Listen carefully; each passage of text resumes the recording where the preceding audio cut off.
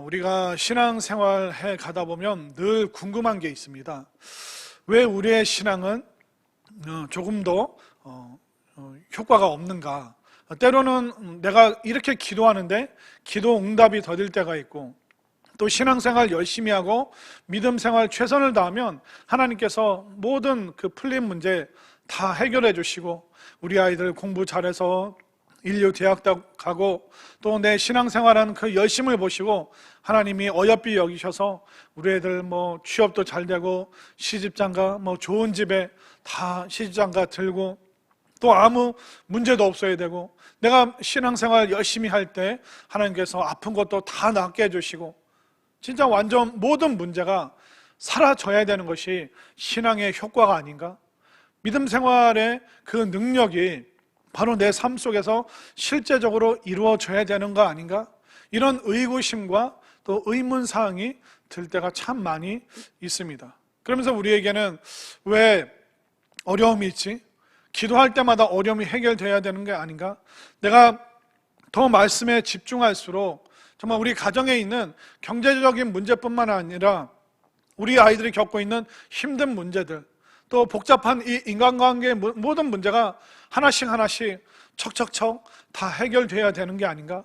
왜 믿음 생활을 하면 할수록 고난의 여러 가지 일들이 연속적으로 내 앞에 펼쳐지고, 이런 인생의 고달픔과 아쉬움과 서러움이 왜 여전히 내 삶 가운데 있는가? 이런 의아함과 의구심이 우리에게 들 수밖에 없다는 것입니다. 여러분들은 어떻게 생각하십니까?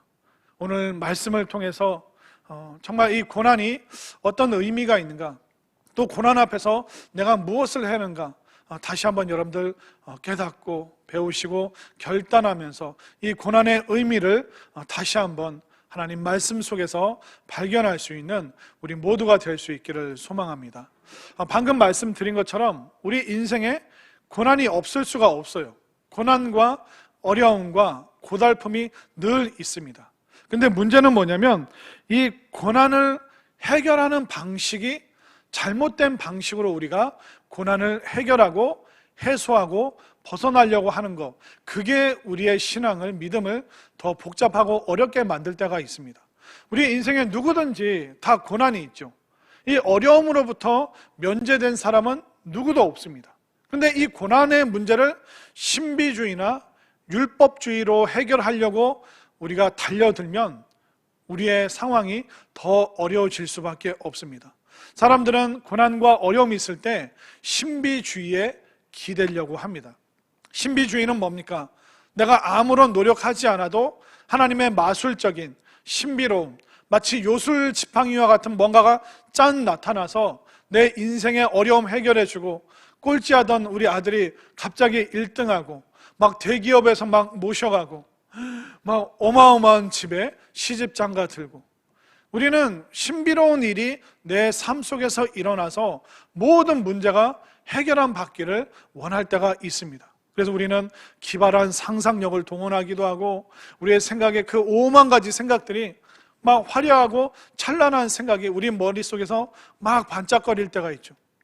그러면서 우리는 아무 노력하지 않으면서 이 문제가 그냥 척척척 해결되길 원하는 그 바람, 그 마음, 그 갈망, 그 욕망을 뭐라고 말하냐면 바로 신비주의라고 이야기를 하는 것입니다.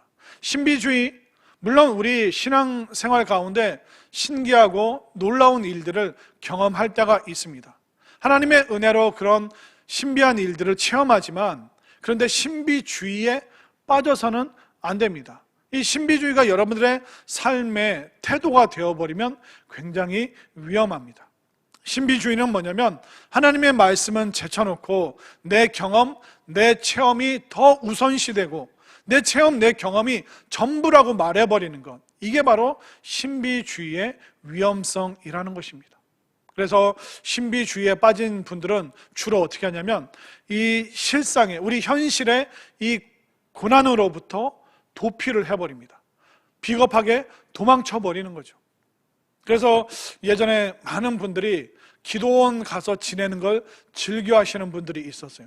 현실을 보고 막 지지고 볶고 하는 그런 삶이 싫어서 다 내팽개치고 기도원으로 숨고 뭐 산속으로 들어가고, 그런데 그 기도원에서 은혜 받았다고 해서 삶의 자리로 내려오면 현실은 안 바뀌고 그대로거든요. 그럼 또 다시 도피합니다. 도망갑니다.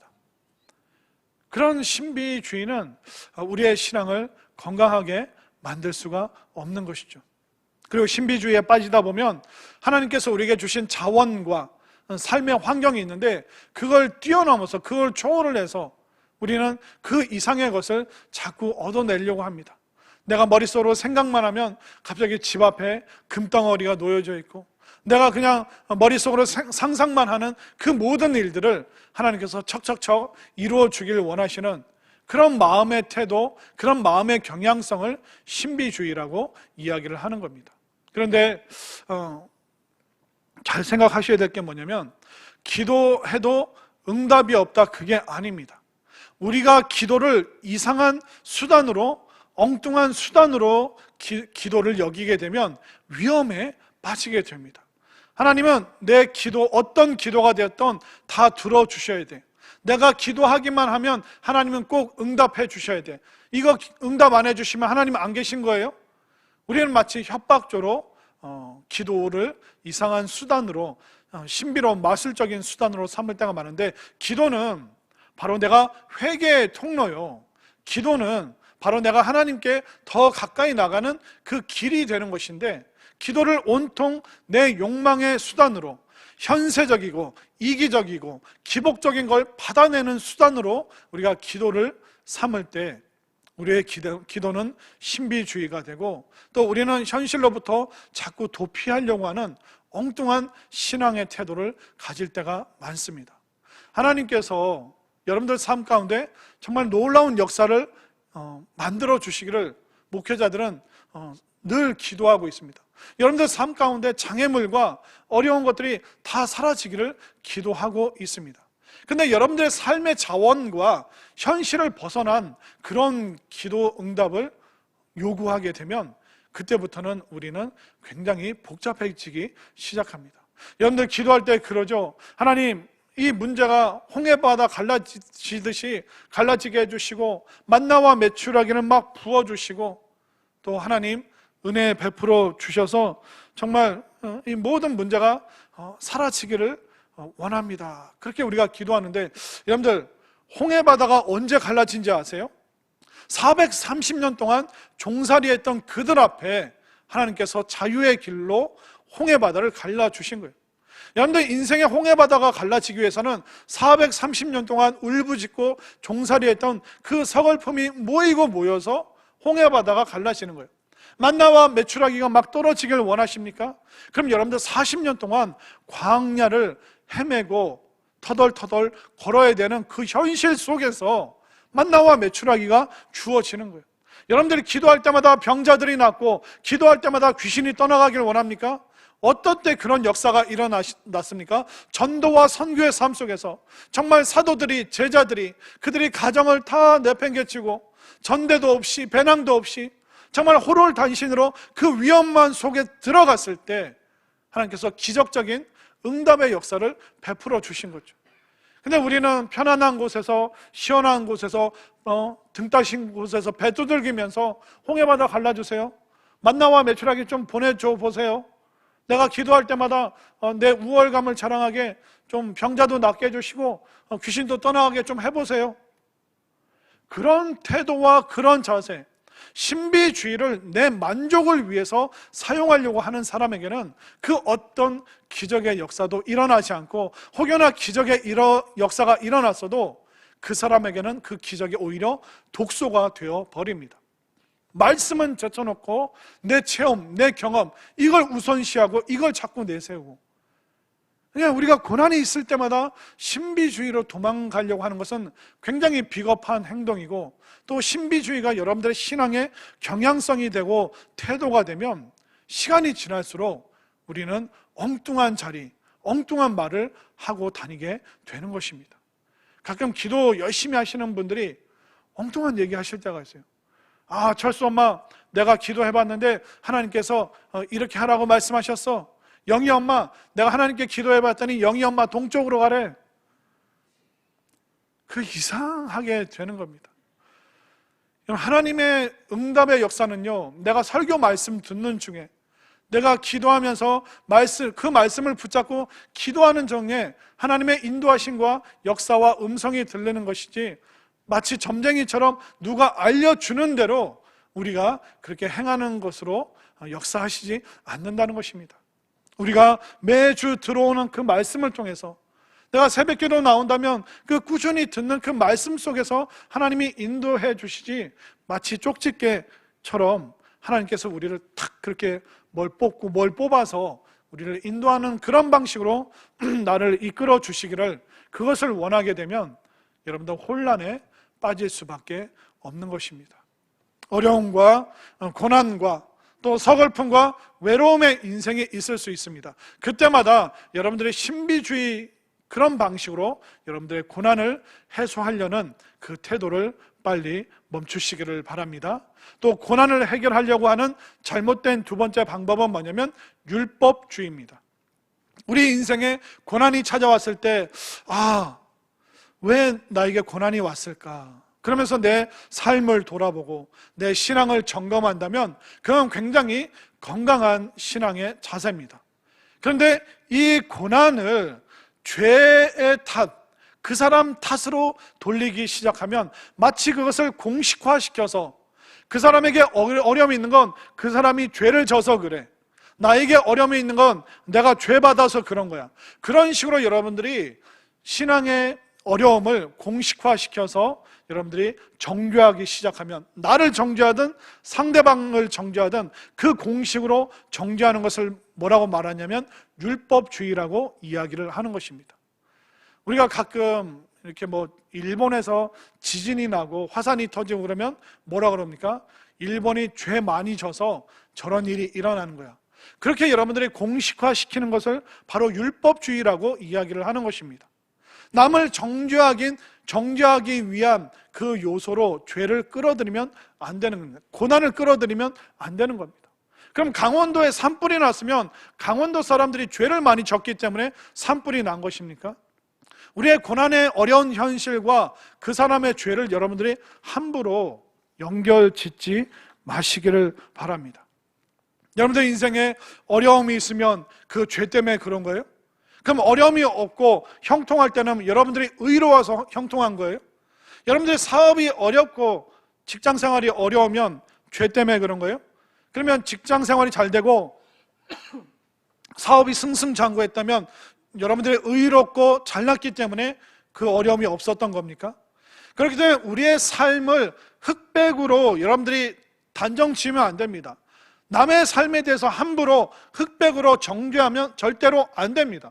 그게 바로 율법주의라는 것입니다. 그래서 이 율법주의는 여러분들의 삶을 파괴시키고 우리 공동체의 삶을 어렵게 만드는 거예요. 모든 고난을 죄로 여러분들이 연결시킬 수가 없습니다. 죄진 사람에게 코로나가 달라붙나요? 그런 방식으로, 그런 공식으로 대입하기 시작하면 여러분들은 남을 정죄하는 전문가가 되어버릴 것입니다. 고난의 문제를 해석하고 고난의 문제를 해결하는 그 방법으로 신비주의나 율법주의를 절대로 여러분들 끌어오지 마시기를 바랍니다. 그렇다면 이 고난 앞에서 어떻게 해야 되는가? 고난을 어떻게 해석하고 고난을 어떻게 받아들여야 되는가? 그러기 위해서는 오늘 본문 말씀에 나오는 초대교회, 처음 교회가 세워지면서 정말 우리의 상상을 초월하는 고난과 핍박과 어려움 앞에 있었던 사람들이 이 고난에 대해서 어떻게 반응하고 어떻게 해석했느냐가 올바른 해결 방법이겠죠. 그러면 자 오늘 본문 속에서 그들에게 어떤 고난이 있었고 그들이 고난에 대해서 뭐라고 말했는지 한번 보겠습니다. 자, 오늘 본문 23절 말씀을 한번 보십시오. 23절 말씀, 사도들이 노임에, 놓였다는 것은 풀려났다는 거예요. 사도들이 풀려났다는 건 말은 뭡니까? 그들이 잡혔다는 거죠. 오늘 사도행전 23절 앞에, 4장 23절 앞에 1절부터 22절까지는 사도 베드로와 사도 요한 두 사람이 복음 전하다가 성전 미문에서 안전뱅이가 걷게 되는 그 사건을 보면서 종교 지도자들이 베드로와 요한을 소환합니다. 그러면서 그들을 신문합니다. 누가 너희들에게 이런 걸 시켰냐? 누가 그런 말 하라고 권세를 주었느냐? 막 그러면서 재판정에서 엄청나게 그들을 신랄하게 비난하고 다시는 예수의 이름으로 그 어떤 일도 하지 말라고 엄하게 경고하고 그들을 때려서 보냈습니다. 그래서 사도들이 바로 베드로와 요한이 풀려났습니다. 자, 이 문제가 뭡니까? 베드로와 요한이 나쁜 짓을 하고 범법자가 되어서 매를 맞고 풀려났다면 문제가 없죠. 그런데 베드로와 요한이 남의 일 아니고 하나님의 일을 했습니다. 복음을 전했습니다. 그들을 통해서 놀라운 기적의 역사가 일어났습니다. 아니, 하나님의 말씀을 전하고 복음을 전하는데 매를 맞고 감옥에 갇히고 재판정에 서야 되고, 그러면 여러분들 어떻습니까? 억울하지 않으세요? 안 억울하세요? 여러분들 뭐 봄이나 가을에 여러분들 전도하라고 토요일 날 여러분들 부르잖아요. 근데 여러분들이 토요일 날 막 전도하다가 이거 누가 시켰어? 하면서 경찰들이 여러분들 잡아서 유치장에 넣으면 여러분들 어떻게 하실 거예요? 내가 다시는 전도하나 봐라.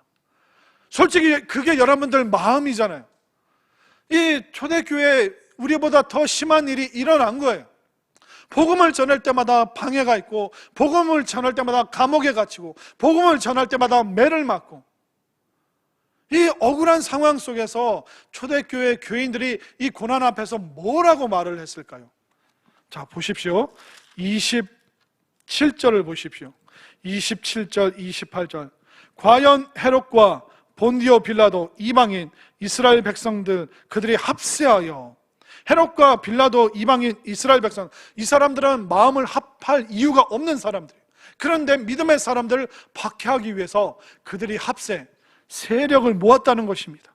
하나님께서 기름 부으신 거룩한 종 예수를 거슬러 예수님을 대적하는 어마어마한 세력들이 있다는 것입니다. 28절, 하나님의 권능과 뜻대로 이루려고 예정하신 그것을 행하려고 이 성에 모였나이다. 하나님의 권능과 은혜를 전하기 위해 이 성에 모였지만 그들은 오히려 핍박과 예수님을 거스리고 대적하고 합세하여 우리를 공격하고 있습니다. 이때 우리는 원망할 거잖아요. 모든 정치 세력과 군사 세력이 우리를 박해하고 있습니다. 우리는 원망할 텐데 29절 보십시오. 주여 이제도 그들의 위협함을 굽어보시옵고 또 종들로 하여금 담대히 하나님의 말씀을 전하게 하여 주시오며. 말씀 전할 때마다 감옥에 갇히고 말씀 전하고 복음 전할 때마다 매를 맞는 그 상황 속에서 그들은 뭐라고 말하고 있습니까? 왜 우리에게 이런 고난이 와요? 그런 말 한마디도 안 했다는 겁니다. 고통과 고난과 핍박의 이유에 대해서 묻지를 않았다는 거예요. 하나님, 우리가 왜 감옥에 가야 돼요? 하나님, 우리가 복음 전하는데 왜 매 맞아야 돼요? 우리가 올바른 일 하는데 왜 억울한 일 당해야 돼요? 이 질문 자체를, 왜라는 질문 자체를 안 했다는 거예요. 그들은 고난이 당연하다고 여겼습니다. 왜? 하나님의 말씀을 보니까 모든 믿는 사람들이 고난 가운데 처한다라고 성경이 이미 말하고 있는 것을 초대교회 성도들은 다 알고 있었어요. 자, 그들은 말씀으로 이 상황을 해석하죠. 25절을 보세요. 또 주의 종 우리 조상 다윗의 입을 통하여 성령으로 말씀하시기를 어찌하여, 그 어찌하여 단어 앞에 니은이라고 되어 있죠. 니은이 맨 밑에 있죠. 시편 2편 1절과 2절 말씀. 어찌하여 열방이 분노하며 족속들이 허사를 경영하였는고 세상의 군왕들이 나서며 관리들이 함께 모여 주와 그의 그리스도를 대적하도다.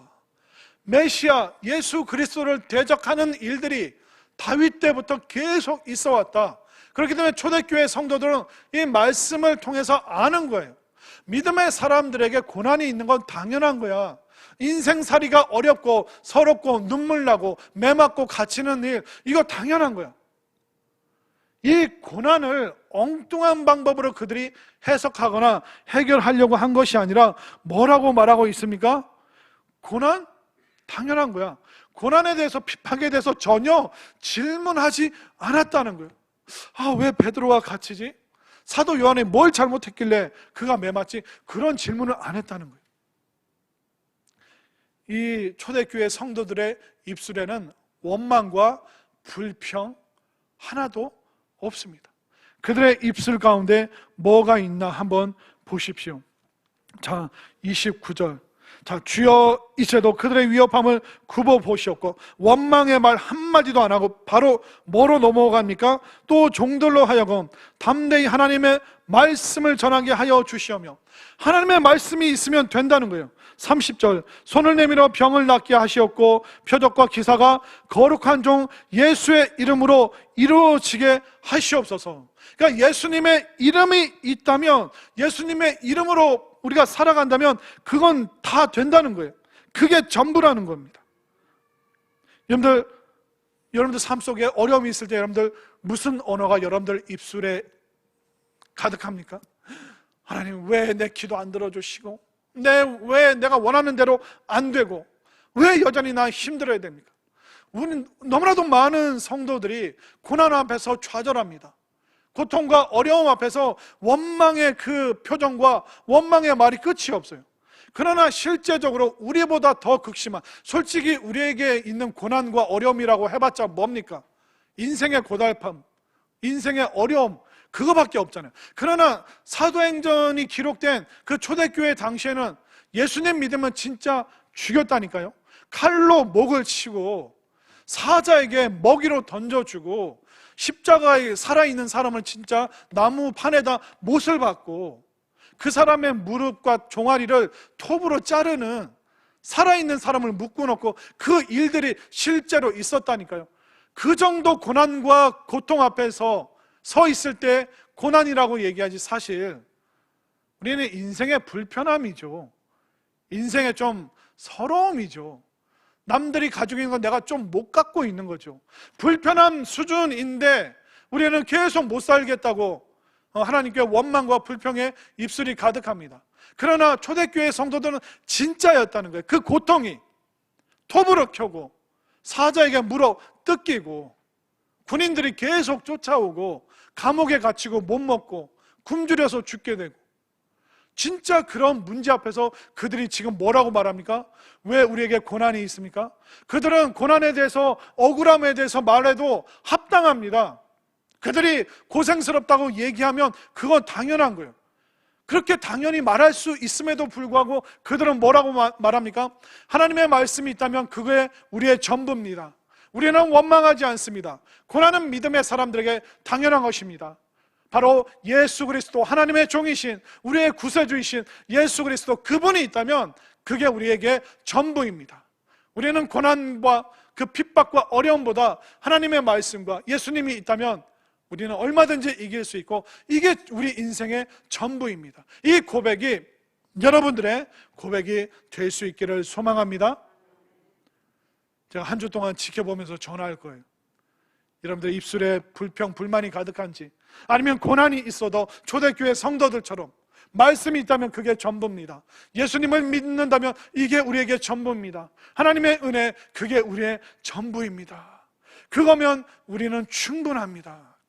이 고백이 우리 모두의 고백이 될 수 있기를 또한 소망합니다. 그러면 제가 좀 세게 말씀드렸지만 그래도 2022년 3월을 살아가면서 우리에게도 어려움이 있잖아요. 눈물 나는 현실이 있잖아요. 외로움이 있잖아요.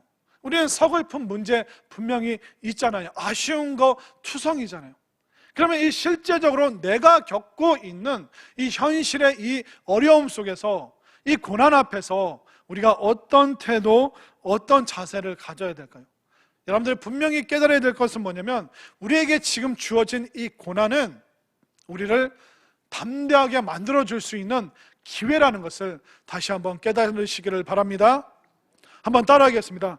고난은 우리를 담대하게 만들어주는 기회다. 아멘인가요? 자, 초대교회 성도들이 뭐라고 얘기했는지 한번 볼까요? 29절을 다시 한번 보세요. 주여 이제도 그들의 위협함을 굽어보시었고 또 종들로 하여금 어떻게? 담대히 하나님의 말씀을 전하게 하여 주시오며, 31절 빌기를 다음에 모인 곳이 진동하더니 무리가 다 성령이 충만하여 어떻게? 담대히 하나님의 말씀을 전하니라. 고난 앞에서 그들의 반응, 그들의 자세는 무엇입니까? 담대함. 왜?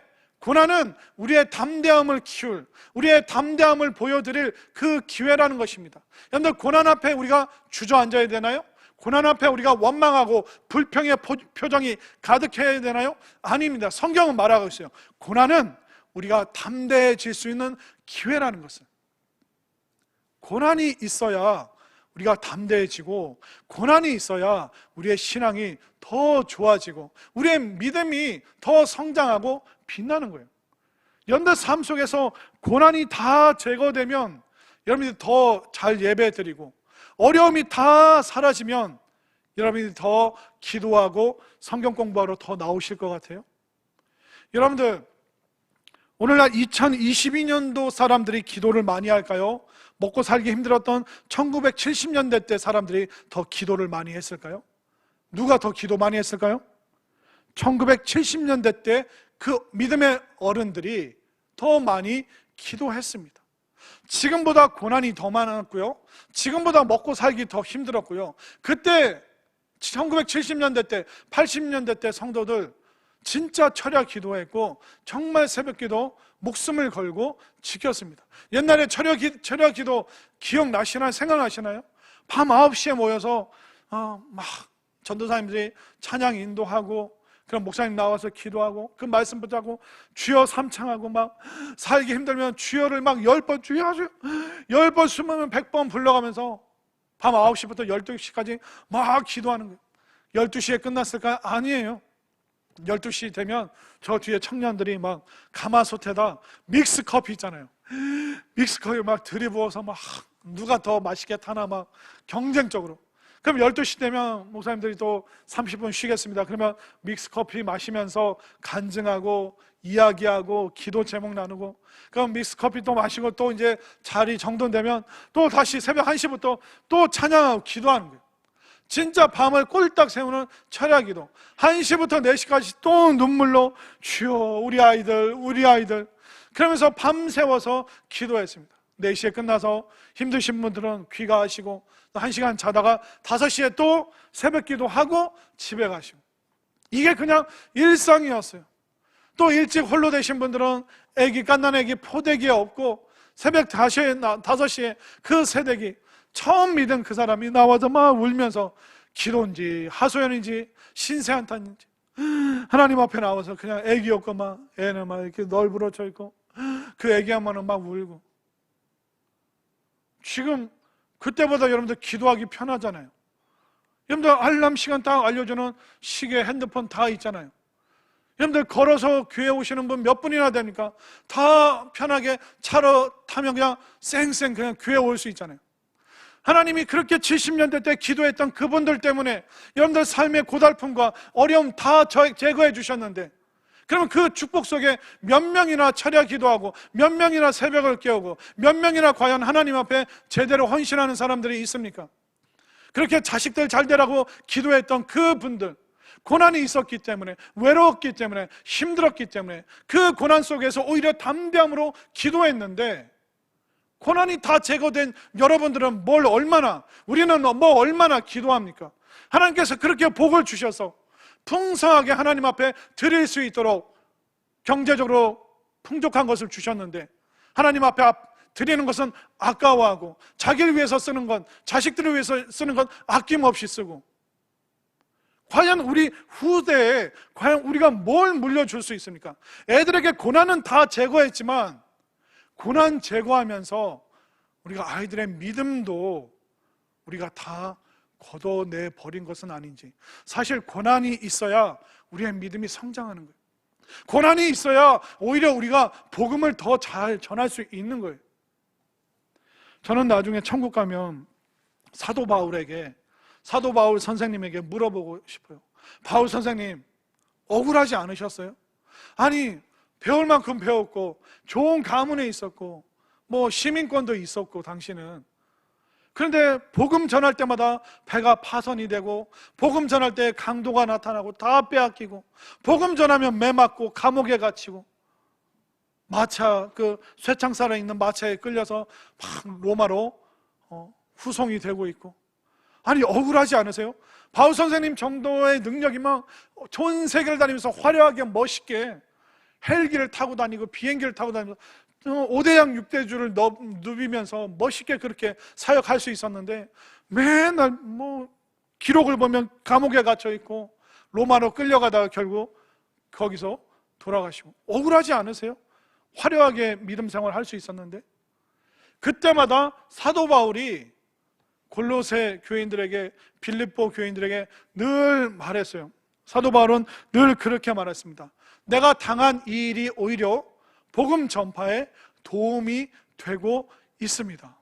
아니, 감옥에 갇혀 있는데 극심한 고난과 핍박과 채찍질 아래에 놓여 있는데 이게 왜 복음 전하는데 오히려 도움이 되었을까요? 사도 바울이 감옥에 갇히지 않았다면 어찌 간수에게 복음을 전할 수 있겠습니까? 사도 바울이 감옥에 갇히지 않았다면 어떻게 로마 군인들에게 복음을 전할 수 있었겠습니까? 로마 장교를 어떻게 만나고 로마 황제 앞에 어떻게 거기까지 나가서 담대하게 예수님에 대해서 선언할 수 있었겠습니까? 사도 바울은 고난 앞에서 왜라는 질문을 안 했습니다. 믿음의 사람에게는 고난과 어려움, 핍박, 이거 당연한 거다, 그렇게 말하고 있었고, 오히려 고난이, 핍박이 복음의 진보를, 복음이 더욱더 전파될 수 있도록 이 고난이 오히려 복음 전파에 도움이 되었다. 끊임없는 바울의 고백이 그거였다는 것입니다. 여러분들 여전히 왜 인생의 어려움과 고달픔과 물어보십니까? 왜라고 질문하십니까? 더 이상 그 질문 우리가 안 해도 될 것 같아요. 여러분들 2층에서 보통 2층에서 4층 바로 올라오시죠? 그럼 2층에서 4층 막 바로 올라오면 어떻습니까? 숨이 막 차요.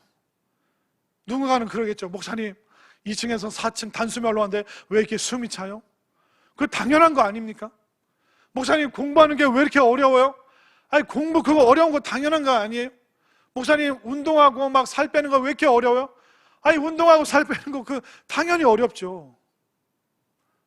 다 어려운 겁니다. 그건 당연한 거예요.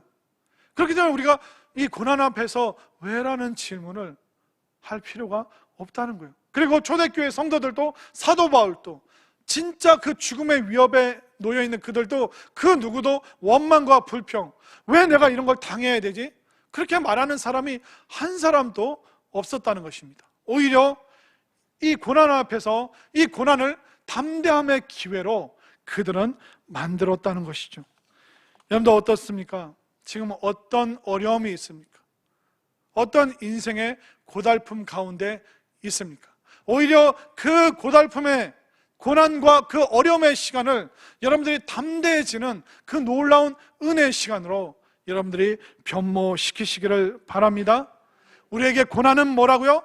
담대해질 수 있는 기회라는 것입니다. 둘도 없는 기회라는 것입니다. 지금 우리에게 이 코로나라는 이 어려움이 있죠. 이 어려움과 복잡함이 있습니다. 이 코로나는 뭡니까? 우리에게 기회라는 거예요. 우리가 진짜 알곡 신자인지 쭉정이인지, 우리가 진짜 제자인지, 아니면 그냥 다리는 군중 무리인지, 대번에 이게 검증되는 시간이 어떤 시간입니까? 바로 이 코로나의 시간이라는 것입니다.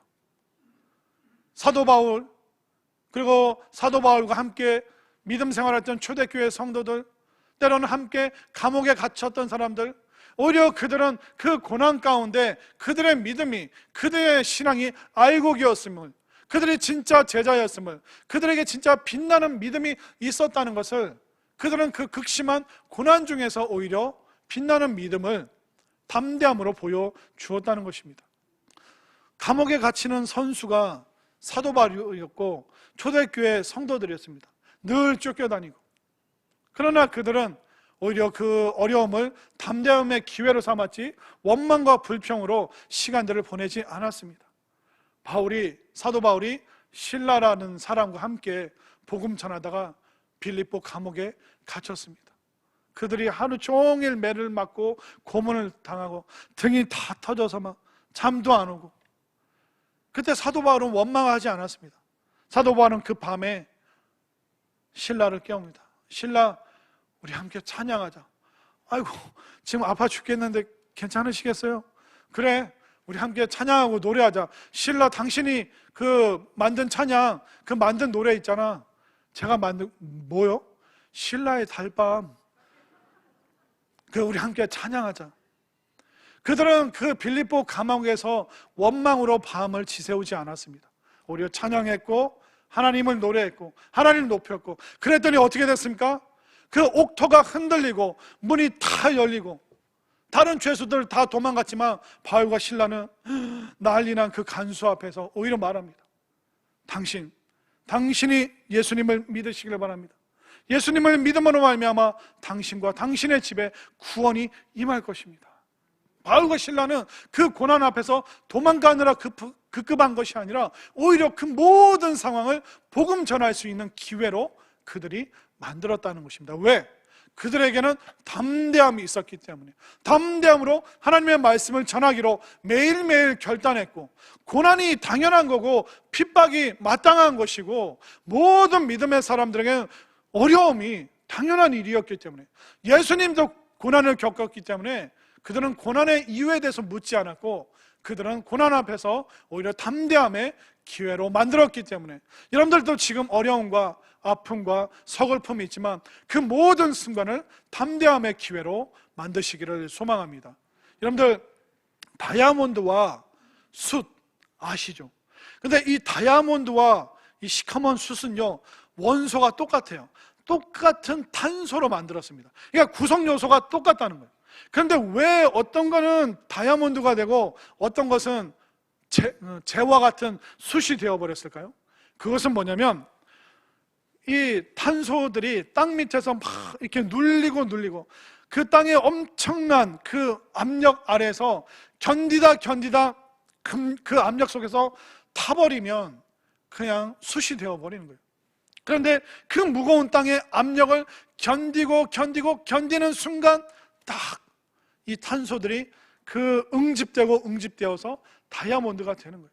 우리가 고난과 코로나가 되었던, 재정적인 상황이 되었던, 우리 자녀들에게 문제가 되었던, 우리의 삶의 그 고달픔이 우리를 누르고 그때 우리가 에라 모르겠다 하고 그냥 내 마음 그냥 아무데나 그냥 불타버리면 우리는 숯덩어리가 되어버리는, 재덩어리가 되어버리는 거예요. 그러나 수많은 고난과 어려움과 근심거리와 기도 제목, 그게 우리를 눌러도 우리가 견디면, 담대함으로 견디면 어느 순간 우리는 순식간에 다이아몬드처럼 빛나는 믿음을 하나님 앞에 올려드릴 수 있다는 것을 여러분들 깨달으시길 바랍니다. 고난 앞에서 왜 나만 어렵지 질문하지 마시고, 이 고난은 내가 담대해질 수 있는 기회구나, 내가 알곡 신자라는 걸, 내가 진짜 제자라는 걸, 내가 타버린 숯덩어리가 아니라 빛나는 영롱한 다이아몬드 신앙을 갖고 있음을 하나님 앞에 힘있게 보여드릴 수 있는 승리하는 모든 신앙인들 되어주시기를 간절히 소망합니다.